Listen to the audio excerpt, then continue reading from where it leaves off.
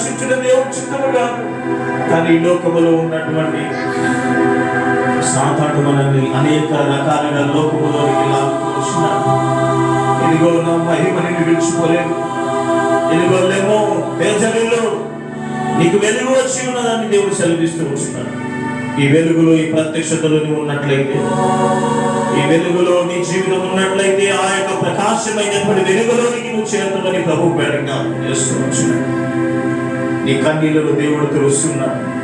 నేను ఓదార్చాలని, నేను బలపరచాలని, నడవలేనటువంటి నీ బ్రతుకును దేవుడు నడిపించాలని దేవుడు ఆశపడుతూ ఉంటున్నాడు.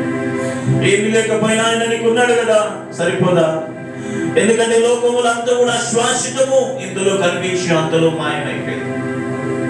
ఏమైందని విజయవాడ ప్రాంతాలు ఒకసారి మనం జ్ఞాపకం చేసుకున్నట్లయితే అంతవరకు సంపాదించినంత కూడా నేల పాలైపోయి వచ్చింది.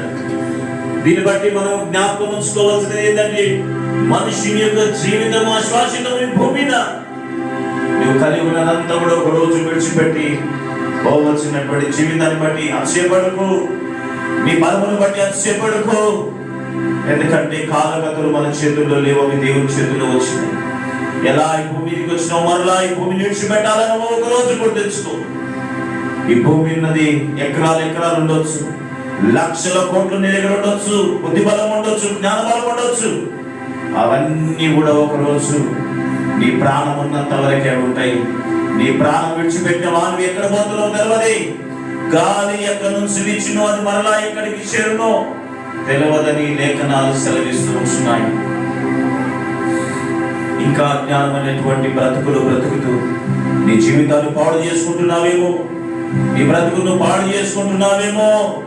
ఈరోజు నువ్వు గమనించు, దేవుడు పిలుస్తూ ఉంటున్నాడు, ప్రేమతో పిలుస్తూ ఉంటున్నాడు, నిన్ను ప్రేమించి పిలుస్తూ ఉంటున్నాడు. నువ్వు చేసినటువంటి తప్పులు దేవునికి మరగని దేని కూడా లేదు, అయినా కూడా దేవుడు పిలుస్తూ ఉంటున్నాడు. నువ్వు మంచిదానమని, నువ్వు మంచివాడమని ఏనాడు అనుకోతున్నాను. ఎందుకంటే మన జీవితము మనకు తెలుసు, మన జీవితము దేవునికి తెలుసు. నువ్వు మంచిదానమని, నువ్వు మంచివాడమని నువ్వు అనుకుంటే సరిపోదు. నువ్వు దేవుని చేత మెప్పుపోతా, దేవుని చేత నువ్వు మంచివాడిగా మనకు మంచిగా అనిపించుకున్నట్లయితే నువ్వు ధన్యుడవు.